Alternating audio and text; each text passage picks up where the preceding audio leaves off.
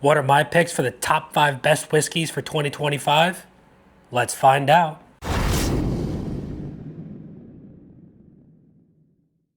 "2025 is finally coming to an end, and with so many releases, it is hard to come down to a top 5, but we have finally done it. What is going on, everybody? Nathan here with the Everyday Drinker, bringing you guys my top 5 whiskeys from 2025. Now, like I just said, there were so many releases, and we were able to snag about 55 to 60 bottles throughout the year of 2025. And with that comes some hard truths about some whiskeys and some absolute incredible whiskey releases. Some of them fall into the disappointment category, and some of them fall into the exceptional category. What are those top 5? That's what we're going to be getting into today. Before we get into mine, make sure you guys drop that like, smash that subscribe button. We're on the road to 15,000 subscribers. Once we hit 13,000, we are going to be I'm going to be announcing what the 15,000 subscriber giveaway is going to be. Leave a comment down below on what your top 5 whiskey releases are from 2025. Now, our criteria for this video here for our top 5 has to be as follows. I had to have done a review of said whiskey. I had to have enough of a sample to put it in this blind. I didn't absolutely have to own the bottle, but I had to try it and put it in this blind here. And well, everything that we had was in this blind, and I can assure you these top 5 are absolutely spectacular. In 5th place goes to a bottle that I don't specifically own anymore. I had a bottle of it, brought it to a bottle share, and well, I was able to secure a 2-ounce sample from that bottle to put into this blind. And 5th place goes to the Bombergers PFG. This comes in at 108 proof.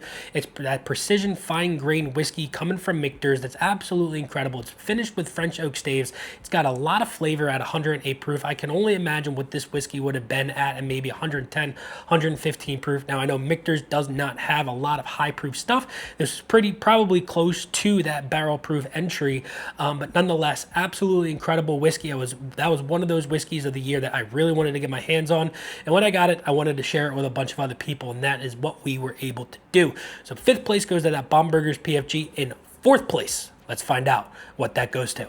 Rounding out our 4th place spot, we've got the big, bold 21-year Knob Creek. We had notes about this whiskey being released this year, last year, and I was very, very, very excited about this release, but it was a little bit too expensive for me to pick up, and I had a buddy that was willing to let me do a review with his bottle, take a little bit to put into this blind, and this bottle is bold, it's big, it's oaky, it's sweet, it's got a lot of flavor, it's packed full of just absolute everything that you love from Knob Creek, but it's not overly oaked like you would expect from the 18-year. This bottle was absolutely spectacular, and I can only imagine what batch 2, maybe batch 3 could be here in the near future if they can refine it down even more. Let's get into our top 3 whiskeys from 2025. In 3rd place. In 3rd place is going to go to our first rye whiskey of the year, and this is the Blue Note cask strength honey finished rye whiskey coming in at 116.49 proof. This rye right here just says it all. If you're looking for an absolute beautiful bottle that's not going to break the bank but is packed full of flavor, this is the one for you. Ryes, in my personal opinion, take on finishes a lot more. Honey is one of those finishes that's super hard to work with because it can overtake the whiskey very, very quickly, but Blue Note did an absolute beautiful job, and this marries beautifully in this bottle. This rye whiskey took that honey absolutely wonderfully. It's bold, it's in your face, but it's not overpowering, and this just, for me, I was expecting this to do absolutely incredibly, and lo and behold, it did just that. Let's get into 2nd place. Number 2 is an absolute doozy, and I can't wait to show you guys what this bottle is. This was one of the first reviews of the year that we did. This is the 13th Colony Southern Rye Whiskey cask strength that comes in at 120.7 proof, and it is all of that proof in a nutshell. This was finished with French oak staves.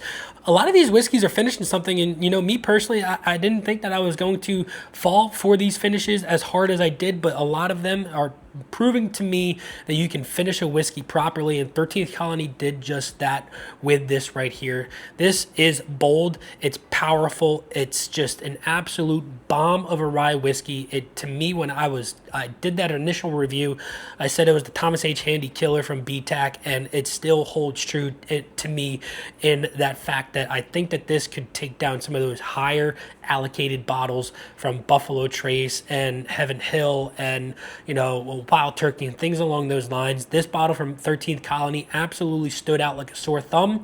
It just didn't have what it took to take down that first place spot. And for me, if you could find this on the shelves or on their website, definitely snag it. It's a bottle that you don't want to miss out on if you can still find it. It's absolutely incredible. Doesn't break the bank, and you're gonna love it no matter what. So that was second place.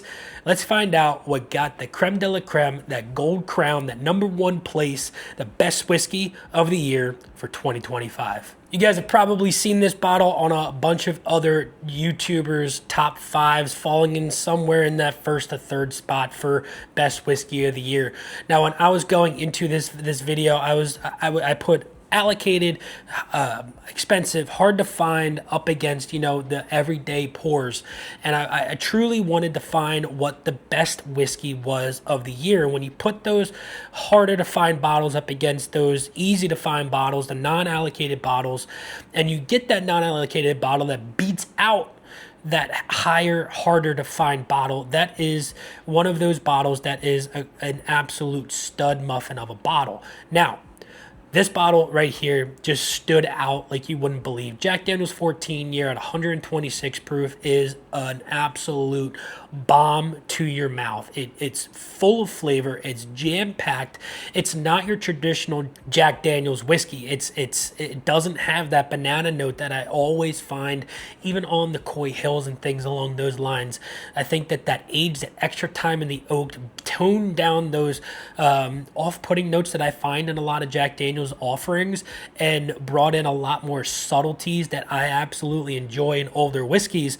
And for me, I can't wait to see how this fares up against our 2023 and 2024 first place winners, the Russell's 15 and the Elijah Craig C923, because we've still got those bottles up there. And we do that that blind every single year going into the beginning of 2026. And this bottle very well could lose out to those two, or it could come out in first place. I haven't done that blind, I don't think, since I got this bottle.